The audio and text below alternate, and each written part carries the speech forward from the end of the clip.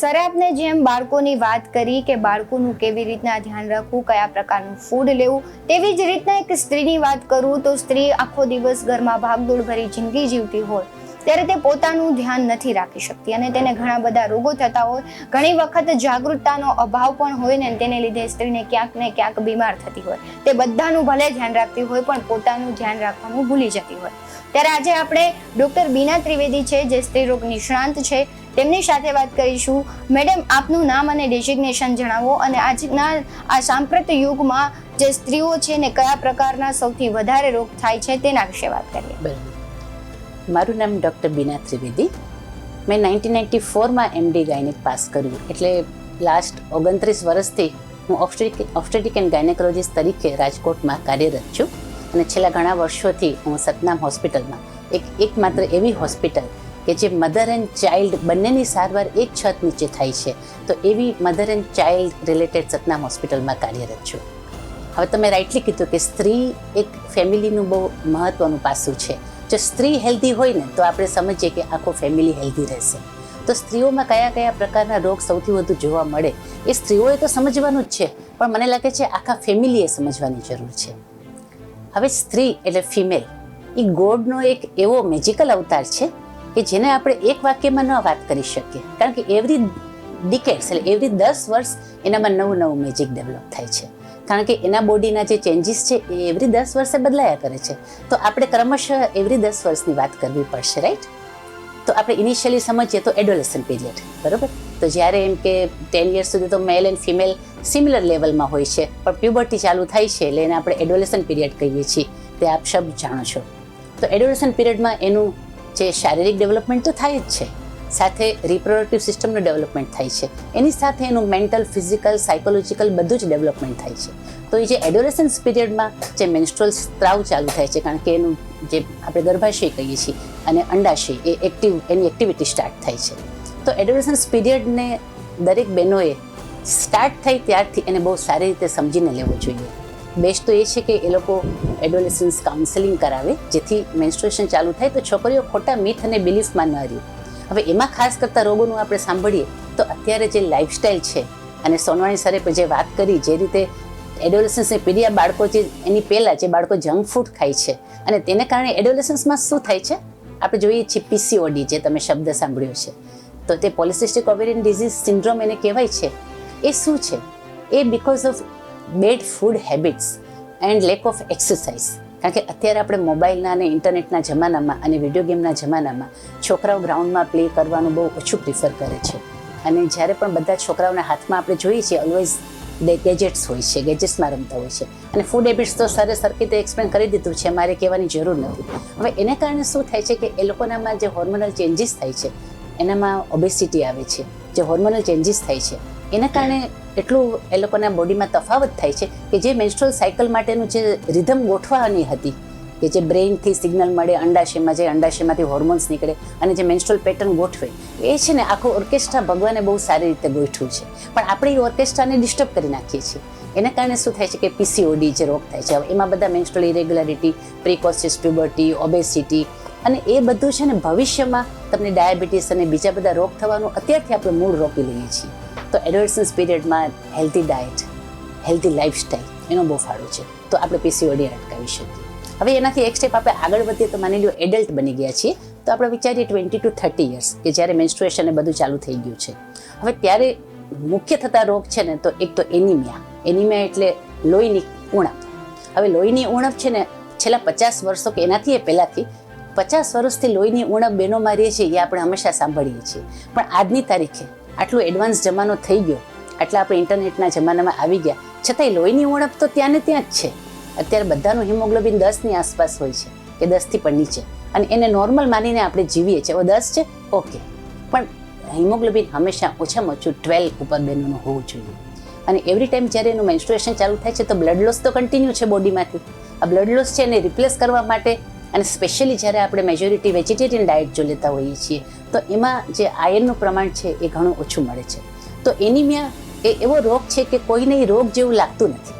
આપણે કહીએ કે તમને એનિમિયા છે, હિમોગ્લોબિન 8 ગ્રામ છે, ઓહ હું તો બધું ખાઉં પીઉં છું, કામ કરું છું, બિકોઝ આપણા મનમાં એના માટે સિરિયસનેસ નથી. તો મને તો એવું લાગે છે કે એનિમિયા છે ને એ ઘણા બધા રોગનું મૂળ છે. તો એનિમિયા ન હોવો જોઈએ. અને મેન્સ્ટ્રુઅલ વખતે જો તમે હાઇજીન મેન્ટેન ન કરો તો જે ઇન્ફેક્શન થાય છે, જે પેરિનિયલ ઇન્ફેક્શન થાય છે, યુરિનરી ટ્રેક ઇન્ફેક્શન થાય છે, એ પણ ઘણું બધું પ્રજનન અવયવોને ભવિષ્યમાં નુકસાન કરે છે. તો એનિમિયા અને ઓફકોર્સ લાઇફસ્ટાઇલ અને જે ફૂડ હેબિટ, એ તો બહેનોએ આખી હંમેશા એવરી ડિકેડ્સ એવરી લાઈફમાં એને અપનાવવાનું છે. હવે એનાથી આપણે આગળ વધીએ કે માની લો બહેનોનું પ્રેગ્નન્સી ડેવલપ થાય છે, જે બહેનો મેરિડ હોય છે અને પ્રેગ્નન્ટ બને છે, તો પ્રેગ્નન્સીમાં કોમન શું છે? તો અગેન એનિમિયા, મતલબ લોહીની ઉણપ. હવે લોહીની ઉણપ પ્રેગ્નન્સીમાં હવે એ એટલું બધું કોમન છે કે મને એવું લાગે છે એ કેમ નિવારી નથી શકાતું. તો આયર્નની ટેબ્લેટ બહેનો રેગ્યુલર લેતા નથી હોતા, આયર્ન રિચ ડાયટ લેતા નથી હોતા, અથવા તો એના માઇન્ડમાં જ આ એનિમિયા વિશેનો કન્સેપ્ટ એટલો સિરિયસ નથી. હવે એને કારણે પ્રેગ્નન્સીમાં બ્લીડિંગ થાય, થોડું પણ એન્ટીપાર્ટમ છે કે પ્રેગ્નન્સી દરમિયાન બ્લીડિંગ થાય કે પ્રેગ્નન્સી પછી ડિલિવરી પછી બ્લીડિંગ થાય, તો થોડુંક બ્લીડિંગ એના માટે જીવલેણ સાબિત થાય છે. અને હિમોગ્લોબિન ઓછું હોવાને કારણે એના આખા બોડીની દરેક સિસ્ટમ ઉપર એ અસર કરે છે. કારણ કે લોહીની જરૂર ખાલી ગર્ભાશયને નથી, લોહીની જરૂર તમારા મગજને યાદશક્તિ માટે છે, લોહીની જરૂર તમારા હાર્ટના સરખા પમ્પિંગ માટે છે, લોહીની જરૂર તમારે કિડનીના કામ કરવા માટે છે, આંતરડા, તમારું સ્કિન, તમારું બોડી ટેક્સચર, બધે જ લોહીની જરૂર છે. તો મને એવું લાગે છે કે હવે આ જમાનામાં તો આપણે કોઈ આપણી દીકરીઓ હિમોગ્લોબિન 12 નીચે તો ન જ હોવું જોઈએ. તો આપણે બધા સંકલ્પ કરીએ કે આ જે મૂળ છે એનિમિયા, લોહી ઓછું હોવું, એ મેઇન જે રોગ છે એ પ્રેગ્નન્સી દરમિયાનનો છે. પછી ભલે પ્રેગ્નન્સી દરમિયાન બ્લડ પ્રેશર વધી જાય છે અને બીજા બધા જે પ્રોબ્લેમ્સ થતા હોય છે, પણ એ બધું શું છે કે પ્રેગ્નન્સી રિલેટેડ હોય છે. કે પ્રેગ્નન્સીમાં જે પ્લેસેન્ટા એટલે મેલીનો ભાગ જે બન્યો હોય એમાં એવા પ્રમાણના કણ આવે જેને કારણે બ્લડ પ્રેશર વધે, કે કોઈ પ્રેગ્નન્સી દરમિયાન કોઈને ડાયાબિટીસ થાય, પણ એ એટલું કોમન નથી કે જેટલું કોમન એનિમિયા દરેક જગ્યાએ હોય છે. હવે એનાથી આપણે આગળ વિચારીએ તો પેલ્વિક ઇન્ફ્લામેટરી ડિઝીઝ એવું તમે સાંભળ્યું હશે કદાચ. કારણ કે જે મેરિડ વુમન હોય છે એ જો પછી હાઇજીન મેન્ટેન નથી કરતા તો એ લોકોને જે પેલ્વિકના ઇન્ફેક્શન્સ છે એ બહુ જ કોમન છે. અને પેલ્વિકના ઇન્ફેક્શન્સ એવી વસ્તુ છે કે એ લોકો ક્યારેય એના માટે ઘરગથ્થુ ઉપચાર ઘણીવાર કરી લે છે અને બતાવવા નથી જતા. અને જ્યારે પછી છેલ્લે બતાવવા જાય છે ને ત્યારે ઘણું બધું એમને અંદર ડેમેજ થઈ ગયેલું હોય છે. તો એના માટે પણ લોકોએ ખૂબ જાગૃત થવાની જરૂર છે. અને આ બધું પૂરું કરીને આપણે 40 ઉપર પહોંચી જાય છીએ. આપણે હજી એક ડિકેડ આગળ વાત કરીએ બહેનો માટે, તો 40 પછી એવું થાય છે કે એકવાર ડિલિવરી થઈ ગઈ અથવા તો ડિલિવરી કે કાંઈ પ્રોબ્લેમ નથી, મેન્સ્ટ્રુઅલ પ્રોબ્લેમ નથી, તો બહેનો ક્યારેય બતાવવા જતા નથી. પણ આપણે બહેનોમાં જે કોમન કેન્સર્સ છે, જે બ્રેસ્ટ કેન્સર અને સર્વાઇકલ કેન્સર, એ એટલા બધા પ્રચલિત છે કે સાયલન્ટ ડિઝીઝ જેમ ફેલાઈ જાય છે અને જ્યારે ખબર પડે છે ને ત્યારે ઓલમોસ્ટ એ સેકન્ડ થર્ડ સ્ટેજમાં પહોંચી જાય છે.